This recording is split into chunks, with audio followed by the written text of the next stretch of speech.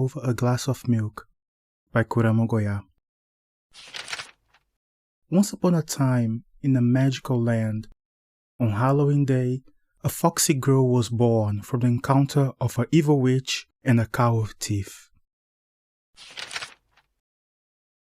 The spooky story I'm about to tell you took place on a rather sunny October day at the foxy girl's house where she lived trapped by the evil witch who took as her life goal to mentally torture and break the innocent girl who dared to look like the coward who abandoned the evil witch with a cub in her arms.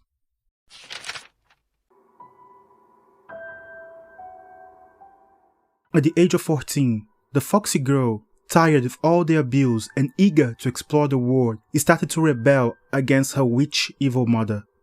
One evening, after having done all her chores twice, she asked for a glass of milk. She was thirsty after all. The witch, standing with her back at the cub, said in her cold voice, sending shivers down the fox's spine, "There is no milk." Usually, the fox would just stay silent, but not today, she foolish thought. Not with Halloween approaching. She always felt braver during the spook season. "I know we have milk," she said. "I saw you pouring some for my sister." Silence. But not any silence. An evil spell to rob the fox of her determination. "Well," the evil witch said, "there is no milk. For you." Her voice carrying an audible smirk as she emphasized the last two words.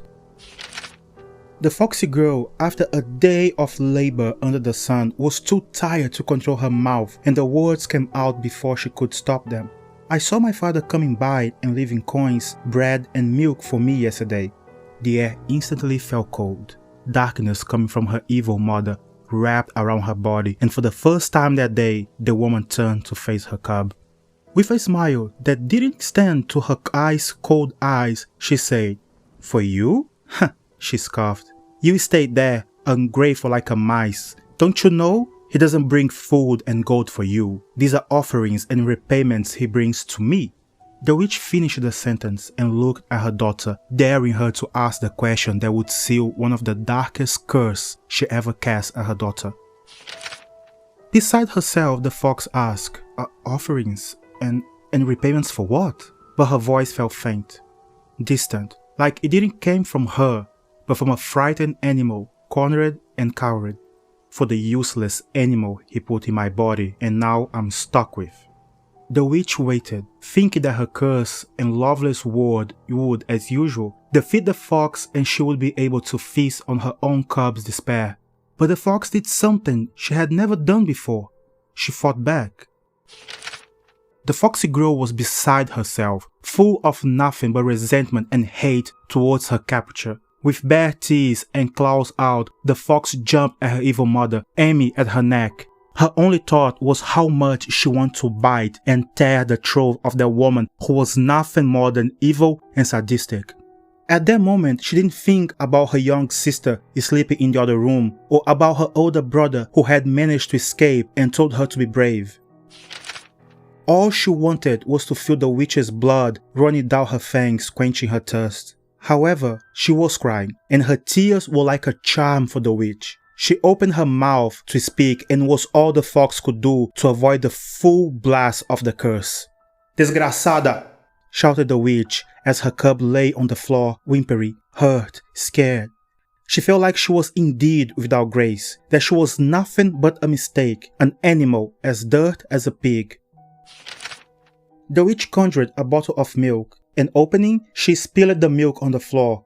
With a casual hand gesture, the witch cast another curse, and immediately the fox felt her mouth getting thick and dry. Her dark skin turned pale and was getting flaccid. She looked at her mother and saw the empty bottle in her hand.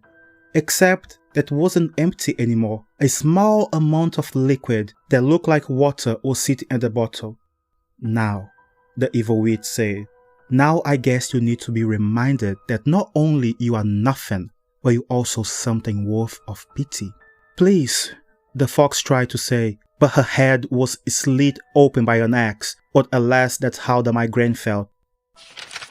Her eyes was getting so dry that blinking was like rubbing sand in them. Please, mother," she managed to whisper. "Please." She would be crying if she could. Please, I was thirsty. I am thirsty. The fox's heart stopped. Her mother had the most sinister smile she had ever seen, but when she spoke, her voice was sweet. Ah, my love, you don't know what thirst feels like. The bottle was half full. Here. The witch was offering the bottle. Take it. What you thirst? The fox tried to move her finger, but waves of pain took over her body. Cramps.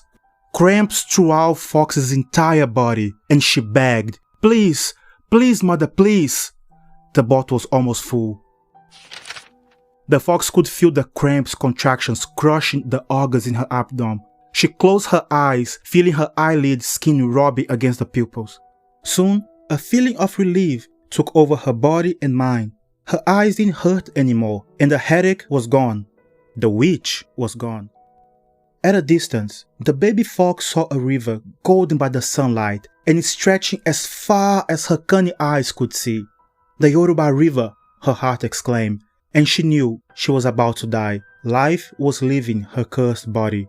Her ancestors were there. Hundreds and hundreds of dark-skinned fox people were saying to her words in a language the fox couldn't understand. Nonetheless, she never felt so at peace, so happy, so free.